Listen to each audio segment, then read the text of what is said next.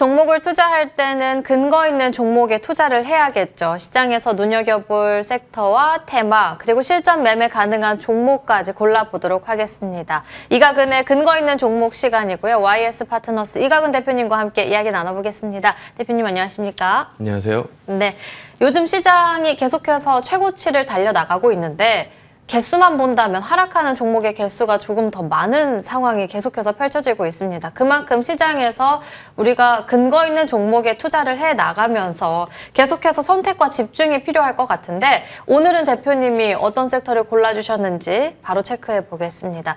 대표님께서 지속해서 반도체 언급해 주셨는데 오늘도 반도체입니다. 이미 3주 전부터 본격적인 투자 사이클에 진입했다고 하면서 반도체 소부장, 유리기판 말씀해 주셨는데 어제도 삼성전자가 시장을 굉장히 크게 하드캐리 해주는 모습이었는데 이번에도 반도체인가요? 네, 일단 지금 반도체는 돌아가는 모양새가 굉장히 강하고요.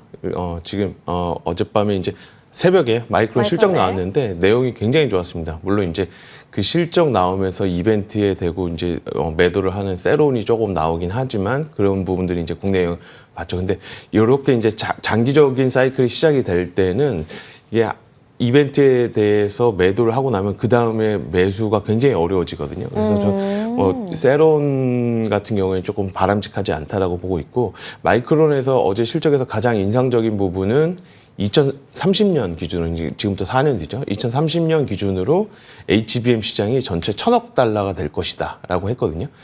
2024년, 즉 작년에 D램 시장 전체 규모가 1,100억에서 1,200억 달러 수준이었습니다.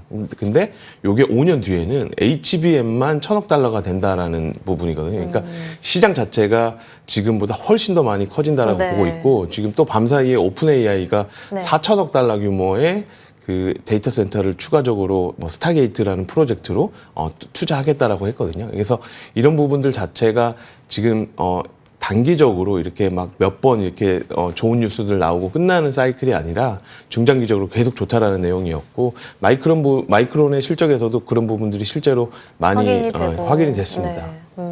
이제는 반도체 하면 정말 말씀해 주신 대로 어디까지 갈지가 관건이 될 것 같습니다. 시장에서 가장 중요한 키워드가 최근에는 쇼티지로 떠오르고 있는데 이제는 AI 반도체 수요가 확대되다 보니까 반도체에서도 계속해서 쇼티지 관련한 이야기들 나오고 있고 또 마이크론 호실적 속에서 IT 투톱으로의 자연스럽게 실적에 대한 기대감이 나오고 있는 것 같은데 어떻게 보시나요? 네, 맞습니다. 이제 슬슬 이제 9월 끝나고 나면 이제 실적 부분들이 나올 텐데 저희 뒤에서 말씀드렸지만 지금 최근에 그 삼성전자 하이닉스에 대한 실적 전망치가 굉장히 빠르게 올라가고 있고 이런 부분들이 주가랑 함께 가고 있기 때문에 보통 실적 증가 없이 주가만 오르면 밸류에이션 부담이 생기긴 하는데 지금은 사실 실적이 증가할 부분보다도 주가가 좀 덜 오르기 때문에 아까 말씀드렸던 것처럼 세론은 굉장히 위험하다라고 보고 있고 이제 3분기 실적이 나올 때쯤엔 또 한 번 서프라이즈, 그러니까 마이크론 실적 못지않게 훨씬 더 실적이 좋을 거고요. 마이크론은 지금 오늘 나온 실적이 9월분이 아니라 8월분까지의 실적이거든요. 근데 우리가 아시다시피 그 레거시 디램 가격이 막 오르고 HBM도 좋다라고 했던 게 9월 들어서부터였습니다. 그래서 실제로 국내 업체들의 실적은 훨씬 더 잘 나올 거다라고 보고 있습니다.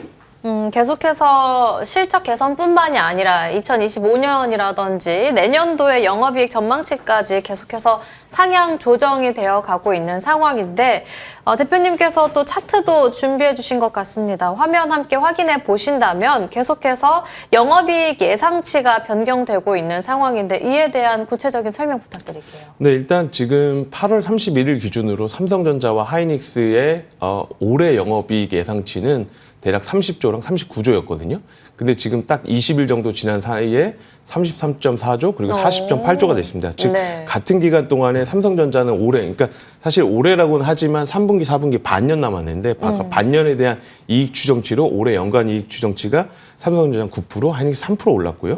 그리고 내년 부분이 이제 더 드라마틱하게 올라가는데 내년 부분은 지금 삼성전자는 47.5조에서 55조, 그리고 하이닉스는 53조에서 58조. 실제로 어제 UBS 증권회사에서는 하이닉스에 대한 내년의 영업이익 전망치를 60조까지 최초로 이제 전망을 했거든요. 그러니까 지금 시가총액이 대략 250조라고 치면 내년 이익을 감안했을 때는 한 4배대다. PER로 보면 4배대다. 이렇게 볼 수 있을 것 같습니다. 그래서 지금은 단순히 주가만 올라가는 게 아니라 실적에 대한 부분이 훨씬 더 빠르게 올라가고 있기 때문에 네. 주가에 대한 부담이 별로 없다라고 보고 있습니다. 네, 실제로 삼전의 경우에는 어제 시총 500조 돌파가 나왔고 SK하이닉스의 경우에는 36만 원 돌파와 함께 최고가 경신이 나왔다는 점까지 체크해 보시면 좋을 것 같고요.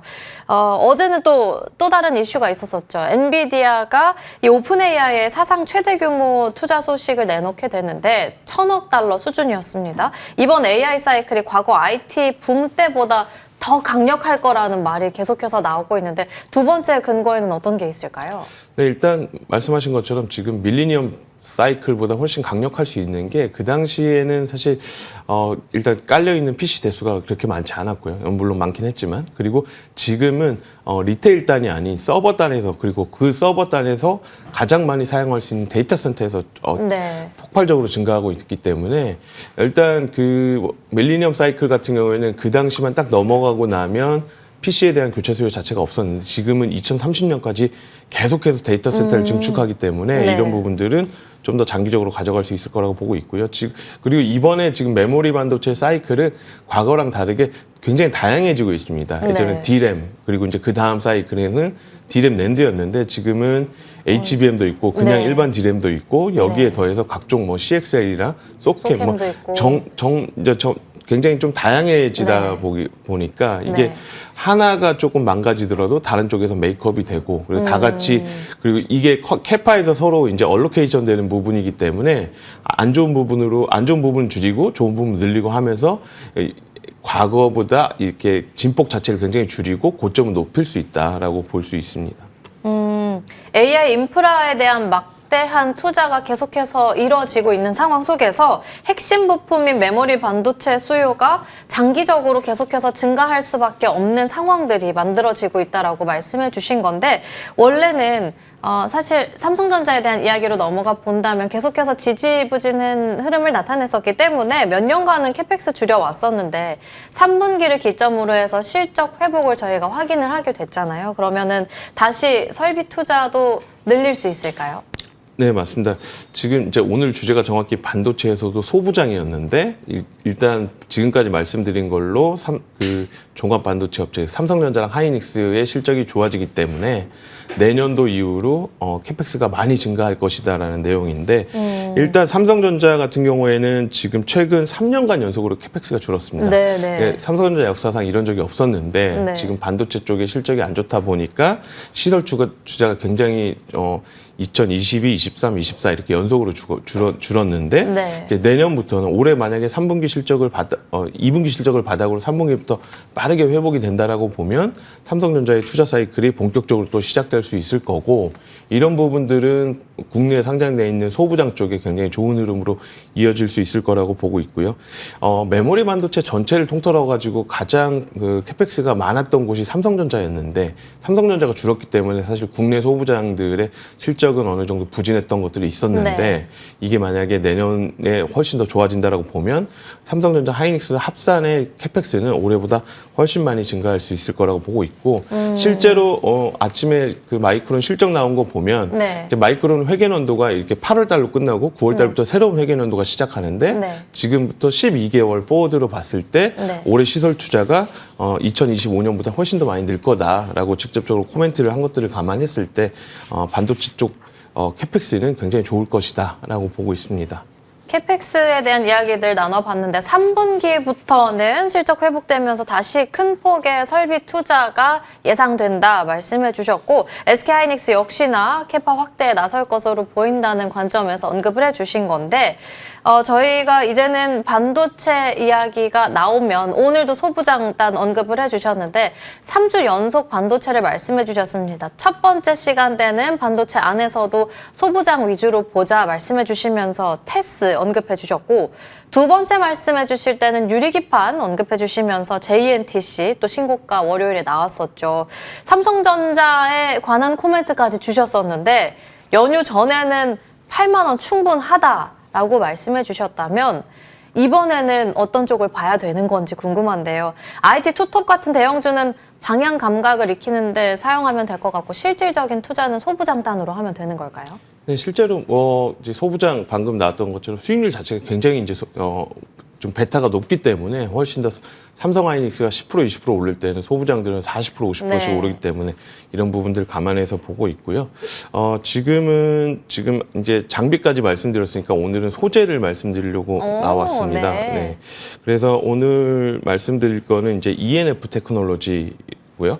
그 반도체를 생산하는 과정에서 불상계 식가계 그리고 신나 그리고 스트리퍼 이런 이제 그 화학 제품을 만드는 회사입니다. 그러니까 전반적으로 반도체의 생산량이 증가하게 되면 이 업체에서 공급하는 이런 화학 물질들이 삼성전자, 하이닉스에 더 많은 양이 들어가게 되는데 특히 이제 이 업체 같은 경우는 HBM 쪽에 많이 들어가고 있고요. 그리고 낸드 쪽에도 본격적으로 공급을 하고 있습니다. 그래서 원래는 이제 낸드 산업이 안 좋았기 때문에 이 업체가 공급할 예정이었던 HSN 납품이 지연될 수도 있다라고 했었는데 지금은 ESSD 기준으로 낸드 상황이 굉장히 좋아지고 있기 때문에 지금 HBM하고 낸드의 이중 수혜가 가능하다라고 보고 있고요.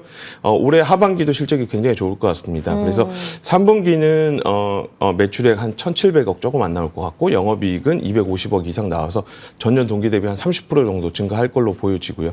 그리고 주요 고객사들의 HBM, TSV 가동률 자체가 올라가면서 고마진 제품들이 굉장히 많이 제품 믹스가 증가하면서 이 개선 속도가 꽤 좋을 걸로 보여지고 있습니다. 그래서 올해 연간 전체적으로는 영업이익이 한 1,000억 정도, 그리고 내년에는 1,200억 이상. 그래서 2024년에 영업이익이 590억이었는데 내년에 1,200억이 넘기 때문에 3년 만에 2배 이상 성장했다. 근데 지금 보시면 최근에 반도체 사이클 때문에 주가가 좀 오르긴 했지만 실적이 더 빠르게 올라가고 있는 상황이거든요. 그래서 내년 거 이익으로 보면 지금 시총이 한 7천억대이기 때문에 PER로 감안했을 때 6배대다. 그 동종 경쟁업체들의 PER이 지금 13배, 14배 정도 되거든요. 그러면 이런 부분들 감안했을 때 경쟁사 대비 50% 이상 싸다. 이거는 이제 바꿔 말하면 여기서 2배까지 올라도 실적에는 부담이 없다라고 볼 수 있을 것 같습니다. 오늘 공략주로는 ENF 테크놀로지를 말씀해 주셨는데 그간 뭐 소부장, 유리기판, 장비단들 말씀해 주셨다면 소재가 저희는 아직은 픽이 안 됐었기 때문에 ENF 테크놀로지 골라주셨고 HBM, 낸드 두 가지 호재 모두 받아가면서 특히나 동종 업계에 있는 뭐 동진세미캠이라든지 한솔케미칼 대비해서도 40~50% 정도는 할인된 금액으로 받아볼 수 있다라고 말씀해 주신 것 같습니다. 그렇다면 가격 전략 세워보는 것도 중요할 것 같은데 가격 전략 어떻게 챙겨볼까요? 네, 일단 단기적으로 목표가 6만 원 보고 있는데 금방 볼 수 있을 것 같고 아까 말씀드린 것처럼 중장기적으로는 경쟁업체들보다 50% 이상 할인돼 있기 때문에 이런 부분들을 다 메이크업하지 않을까라고 보고 있습니다. 네, 오늘 공략주로는 ENF 테크놀로지를 골라주셨고 목표 주가는 6만 원, 손절 라인은 적어주신 대로 52,000원으로 대응하면 되는 거겠죠? 네. 알겠습니다. 그렇다면 저희 추가적으로 반도체 장비에 대한 이야기도 좀 나눠보고 싶은데 8월 13일에 코미코 언급해 주셨습니다. 설비 투자 확대 관련해서 말씀해 주셨는데 상승률은 37%대 넘어서고 있는 구간에서 장기적으로 본다면 지금 뭐 수익 실현할 이유는 없는 거겠죠? 네, 일단 코미코 때 말씀드렸던 이유가 이제 텍사스 오스틴 팹, 삼성전자의 텍사스 오스틴 팹에서 애플이랑 테슬라의 주문을 받았다라는 내용이었고 이제 최근에는 상대적으로 다른 장비 업체들 대비 주가 퍼포먼스 조금 낮은 상태입니다. 그게 이제 아무래도 비메모리 쪽의 익스포저가 크고 지금 사이클은 메모리 사이클이었기 때문에 그렇긴 한데 일단 삼성전자가 아까 말씀드렸던 것처럼 지금 내년의 실적에 대한 부분이 어느 정도 가시성이 올라가게 되면 시설 투자가 굉장히 세게 증가할 거고 특히 코미코처럼 지금 미국 현지에 직접적으로 같이 나가 있는 이런 기업들에게는 수혜폭이 더 클 수밖에 없기 때문에 단기적으로 주가가 올라서 눌리는 건 있을 수 있지만 큰 그림은 내년까지는 계속해서 괜찮지 않을까라고 보고 있습니다. 그때 말씀해 주실 때 텍사스 오스틴 팹 관련해서 언급해 주셨던 코미코 관련해서는 지속적인 성장 가능성 열어놓고 보자 언급해 주셨고 저희 간략하게요. 덕산 네오록스 8월 6일에 언급해 주셨던 종목으로 현재 상승률 30% 넘어서고 있는데 첫 시간 언급해 주셨던 폴더블 폰 관련해서 아무도 언급해 주지 않았던 섹터를 대표님께서 과감하게 들고 와 주셨는데 관련한 종목으로 덕산 네오록스 추가 전략 있을까요? 일단 덕산네오록스는 폴더블뿐만 아니라 지금 전반적으로 지금 애플의 아이폰 판매가 호조거든요. 그래서 네. 삼성 디스플레이를 통해서 애플에 직접적으로 납품이 되고 있기 때문에 이런 아이폰 수혜도 가능하고 말씀하신 것처럼 이제 내년에 나올 애플의 폴더블 폰 자체에 요 동사의 제품이 대략 한 70-80% 점유율을 가져갈 건데 이런 네. 부분들은 장기적으로도 뭐 테마성이나 아니면 실적 기반으로 했을 때 다 양호한 흐름을 보일 것 같습니다. 물론 단기적으로 조금 세게 오른 게 있어서 이제 조정을 받을 수는 있겠지만 이제 이런 부분들은 큰 그림은 뭐 훼손되지 않았다. 그리고 하반기에 지금 평판 디스플레이 산업 자체가 지금 바닥 찍고 올라오는 그림이기 때문에 이런 부분들까지도 감안해서 조정 나올 때도 잘 봐야 될 것 같다라고 보고 있습니다. 테마나 실적 기반으로 봤을 때는 큰 그림 면에서는 훼손되지 않았기 때문에 역시나 홀딩 의견까지 받아봤습니다. 지금까지 YS 파트너스 이각은 대표님과 함께 이야기 나눠봤습니다. 오늘 말씀 감사합니다.